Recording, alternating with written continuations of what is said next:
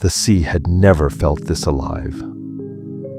Kyle gripped the railing of the wave dancer as she cut through morning swells, running lamp oil to Catherby. 3 days into the voyage, and every trip taught him something new about reading winds and currents. The seas had opened up these past months, new islands appearing on the horizon like gifts, whole stretches of ocean that simply hadn't existed before.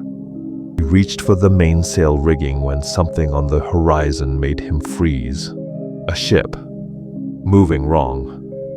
The wind blew southwest. Cal could feel it on his face. But this vessel's sails pulled northwest, as if it answered to different rules entirely. And the ship itself gleamed with craftsmanship that shouldn't exist.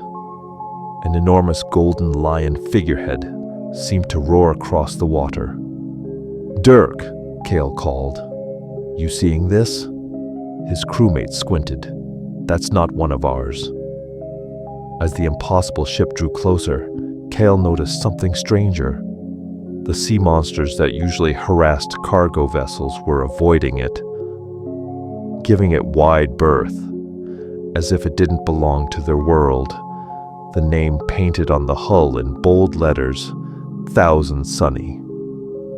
A young man in a straw hat leaned over the railing and shouted across the water, "Hey, is that land up ahead?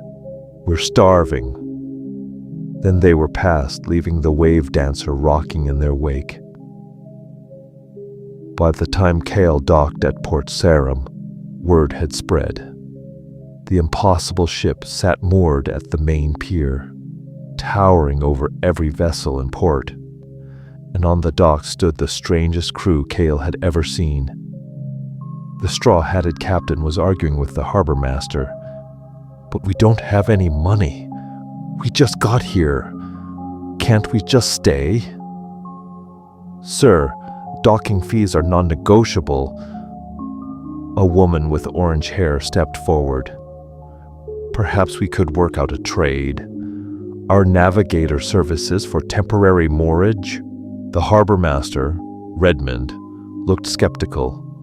"Miss, every captain in Gielinor knows these waters." "Do they know about the storm forming east of Temperos?" she asked calmly. "The one that'll hit Port Khazard by sunset?" Silence. Redmond grabbed his weather glass and studied it. His face paled. "How could you possibly know that?" She tapped her temple. "The sky tells you everything. Temperature drop, bird patterns, the taste of the air. The storm's there. It just hasn't arrived yet." Cale pushed forward. "How did you know? There's no clouds, no wind shift." She turned, eyes that had read 1,000 seas. "That's navigation.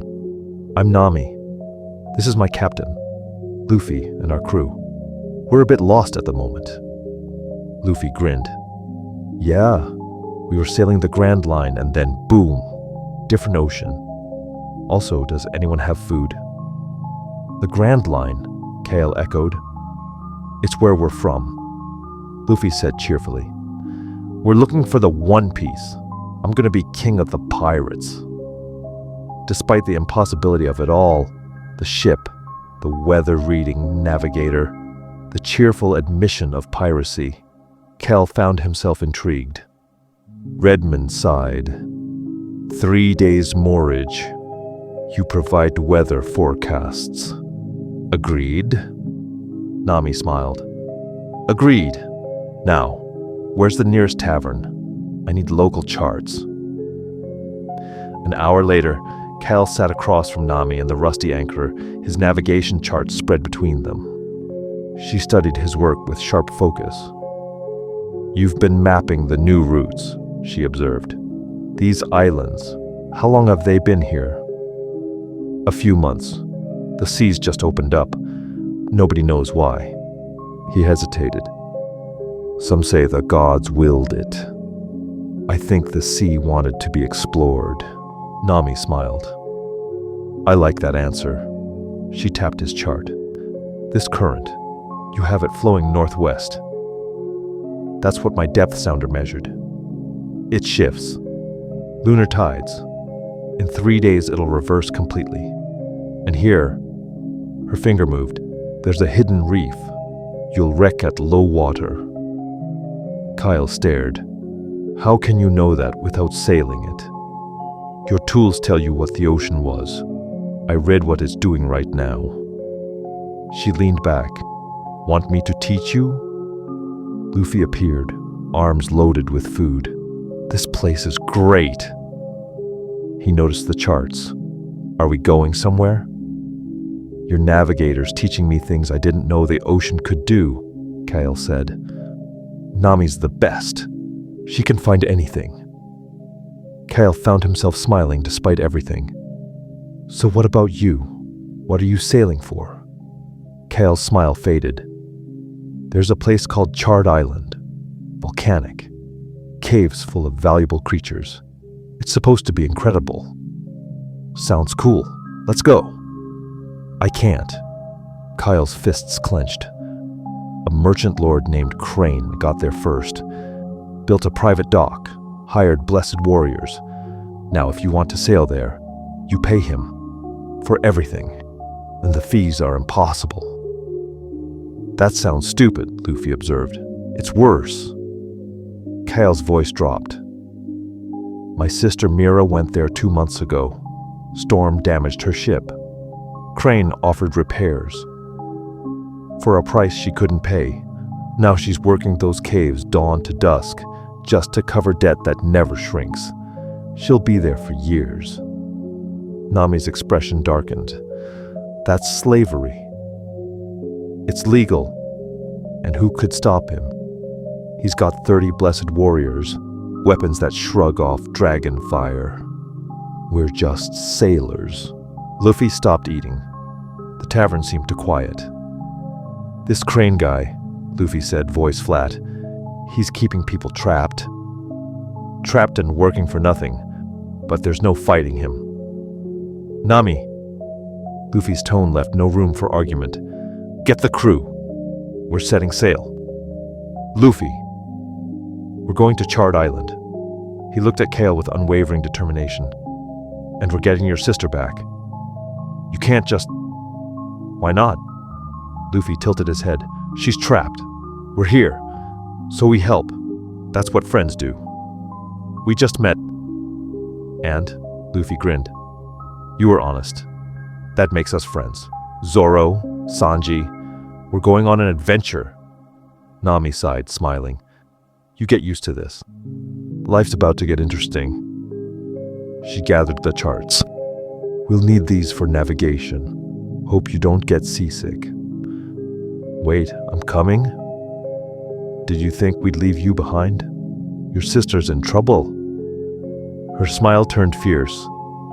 Besides, you're going to learn real navigation on this trip. Kale looked around the familiar tavern, the same place he'd sat 100 times, planning cautious voyages and small dreams. Then he looked at the door where these impossible pirates had vanished, preparing to sail toward a fight they couldn't win, all to free someone who was nothing to them. Kale grabbed his coat and ran. The Thousand Sunny waited at the pier, Golden Lion grinning at the horizon.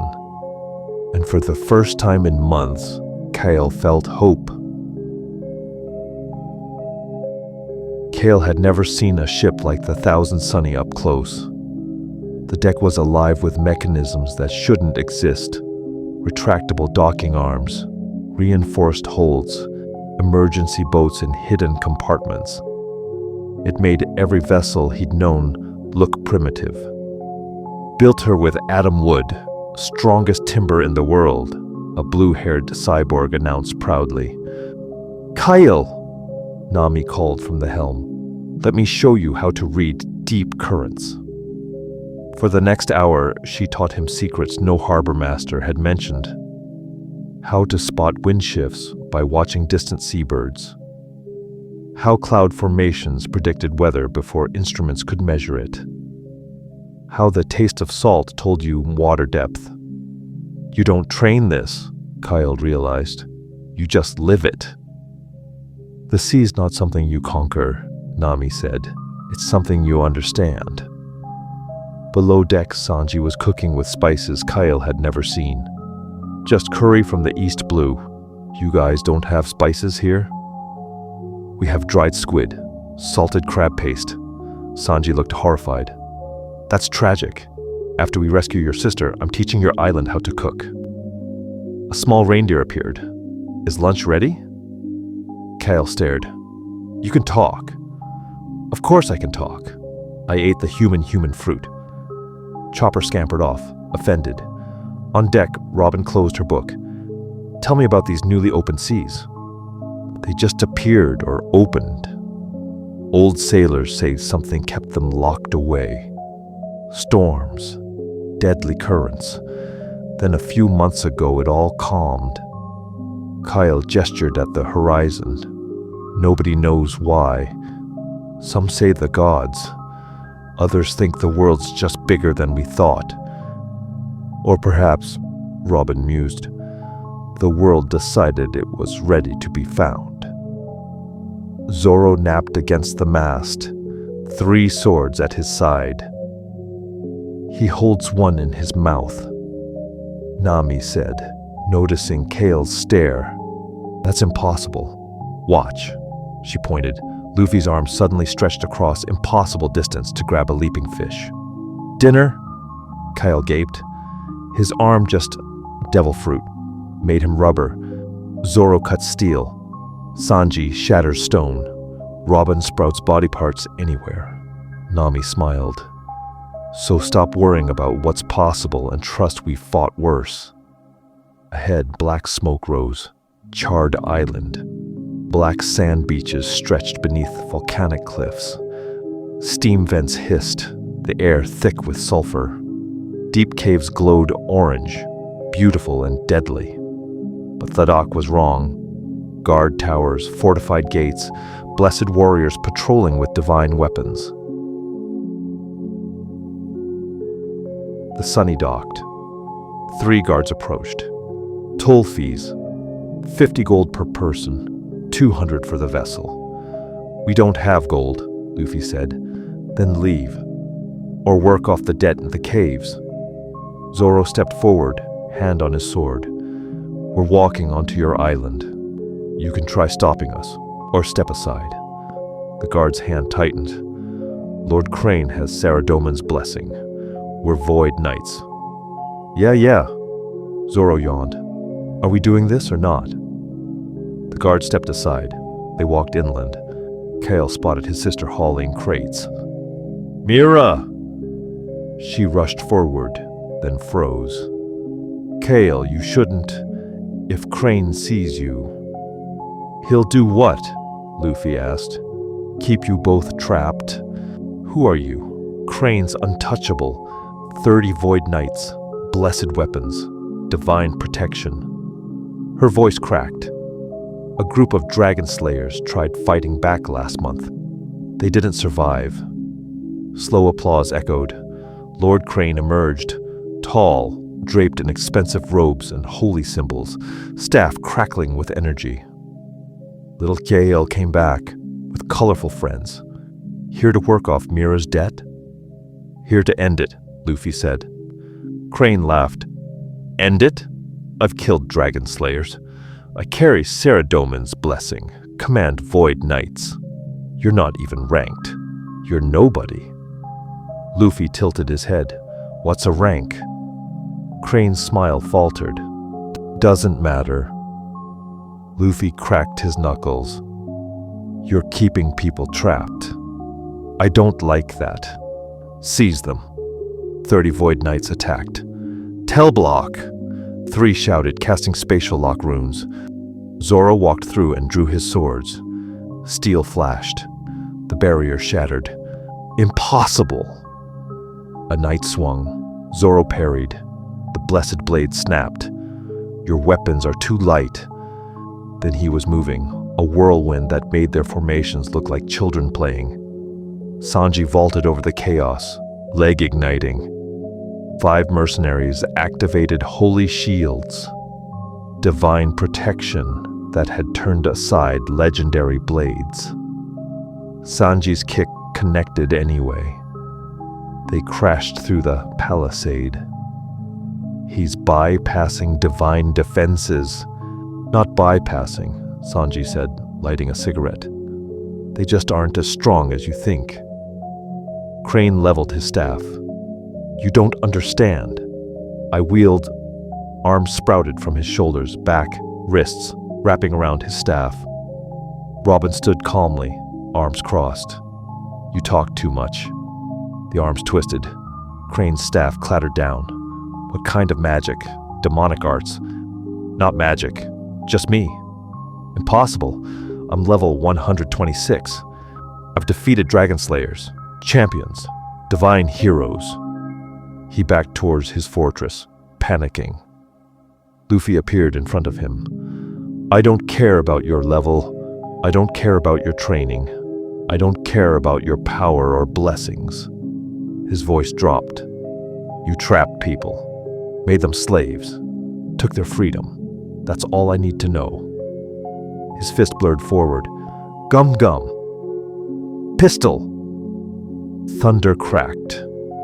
Crane flew backward, crashed through the fortress wall, and crumpled in the rubble. Silence.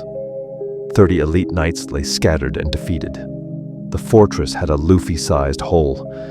The untouchable merchant lord lay unconscious in the ruins. The fortress became a feast hall. Sanji raided Crane's hoarded supplies, imported spices the merchant had kept for himself, preserved meats, exotic fruits from distant islands. Within an hour, he'd transformed them into a meal that had the entire island weeping with joy. Luffy ate enough for 10 people, pausing only to declare it amazing between bites. Brook played violin, the haunting melody drifting across the black sand beaches.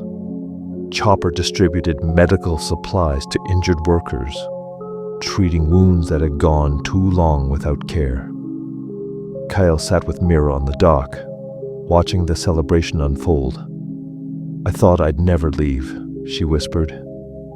Every day I told myself maybe tomorrow the debt would shrink, but it never did. It only grew. You're free now. Kyle squeezed her hand. We all are. A worker approached, an older man with scarred hands from years in the caves. We've been talking about what to do with the island now. He gestured at the fortress, at the caves, at the dock. Crane built all this with our labor. Seems only right we decide how it's used.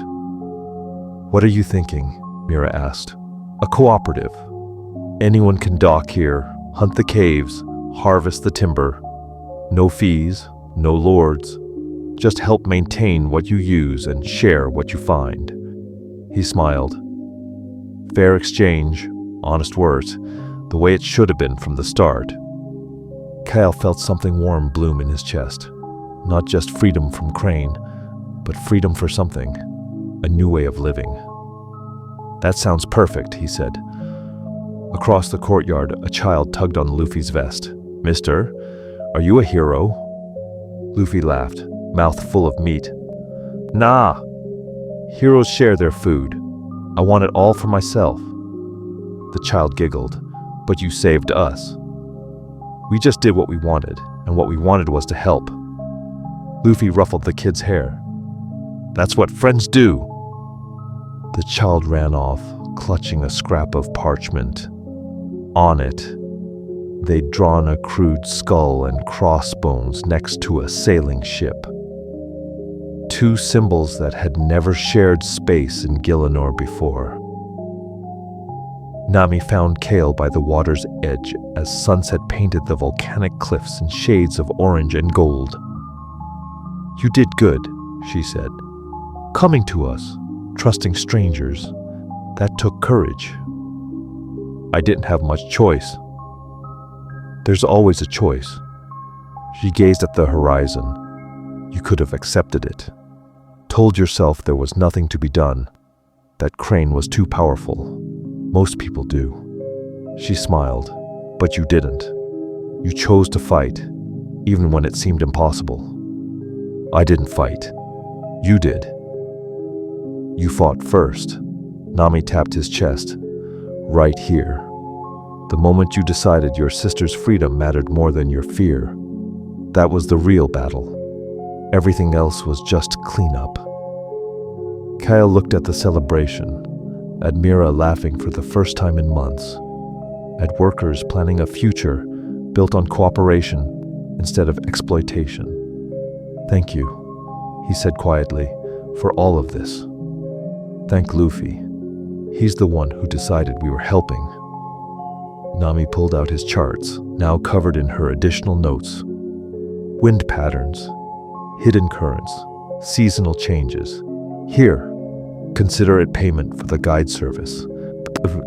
Kyle unrolled them, eyes widening. His simple maps had been transformed into something extraordinary. I could sail anywhere with these. Good, because that's exactly what you should do. She pointed at the newly marked islands, the unexplored routes. The sea just opened up. Someone needs to explore it properly. Might as well be you. I'm just a what? A sailor? That's all any of us are. Nami's smile turned fierce. The ocean doesn't care about your rank or level or how much gold you have. It only cares if you're brave enough to face it. As the sun dipped below the horizon, something changed. Kale felt it first. A shift in the air. A strange pressure, like the moment before lightning strikes. The waves against the dock moved differently, not with wind or tide, but with something else, something intentional. Nami, he called. You feel that? She was already at the Sunny's railing, frowning at the water. Yeah, the currents are moving wrong. Robin appeared beside them, book forgotten. Not wrong, differently. Look. The sea around Charred Island was shifting, not violently, but purposefully. Currents that had flowed one way for as long as anyone could remember now spiraled in new patterns. The water itself seemed to breathe. Across Gielinor's newly opened seas, sailors would later report impossible things. Shipwrecks appearing in waters that had been thoroughly charted. Sea creatures migrating in formations that defied natural behavior. The wind itself guiding ships toward undiscovered islands, as if the ocean wanted them found. But here, now Kale just watched the water move with a will of its own. An old voice spoke from the dock. Fascinating. Kale turned to find an elderly man in ragged robes, the wise old man of Draenor, though Kale had never met him. The old scholar's eyes gleamed with understanding. How did you... Kale began. I have my ways. The wise old man studied the straw hats with intense interest. You're not from Gielinor, are you? Not from any world I've read about in my considerable library. The Grand Line, Robin said. A different ocean. A different set of rules. Indeed, the old man chuckled. For centuries, the gods kept these waters sealed. Too dangerous, they said. Too wild. Then the sailing skill emerged, and the seas opened, but carefully. Controlled. Safe routes, mapped islands, predictable patterns. He gestured at the swirling currents. But now the ocean is remembering what it used to be. What do you mean? Kyle asked. Your Grand Line, the wise old man said to Nami. It's alive, isn't it? The sea there has will, personality, danger. It chooses who sails it. The sea chooses who it lets live, Nami confirmed quietly. Gielinor's ocean was like that once. Ancient, wild, free. Then the gods tamed it, controlled it, made it safe and predictable. The old man's eyes twinkled, but you've reminded it what freedom feels like. And now, It's waking up. Luffy appeared, chewing on a drumstick. Is that bad? Bad? Good? The wise old man shrugged. It simply is. The world is larger than we thought. More alive. That will terrify some people and inspire others. Such is the nature of change. Robin studied the water. We should leave before we cause more disruption. Too late for that, the old man said cheerfully. But yes, probably wise. Gielinor isn't ready for what you represent. Not yet, anyway. Beyond the harbor, a shimmering anomaly formed. A current that didn't match any natural pattern, swirling with colors that seemed to come from somewhere else entirely. Nami's eyes widened. That feels like home. Like the Grand Line. A door opening, the wise old man mused. Between your world and ours. How poetic. You arrived through a crack in reality, and now reality is offering you the way back. The Straw Hats moved to their ship without hesitation, a crew that had said goodbye to countless islands and knew the rhythm by heart. Kyle followed, suddenly desperate. Wait, you're just leaving? Luffy turned, grinning. We've got our own adventure waiting. The One Piece isn't gonna find itself. But Kyle gestured helplessly at the island, at everything they'd done. What if we need you again? You won't. Nami's voice was gentle but firm. You've got everything you need. Good crew, good charts, and most importantly, she tapped his chest again. You know what freedom costs now. You'll fight for it. Luffy pulled off his straw hat and placed it on Kale's head. Here, hold on to this for me. Luffy, that's your... I'll come back for it someday, when we meet again. His grin was impossibly bright. Keep sailing, Kyle. The sea's way bigger than anyone told you. Go find out how big. The Thousand Sunny caught wind that didn't exist and turned toward the shimmering anomaly. Wait, Kale shouted. I don't even know how to find you. You don't find the Grand Line, Luffy called back. It finds you. Just keep sailing forward. The Sunny approached the rift and sailed through. For a moment, Kale could have sworn he saw another ocean on the other side. Wilder, stranger, more vibrant.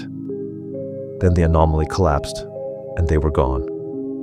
The wise old man patted Kale's shoulder. Well then, that was enlightening. He turned to leave, then paused.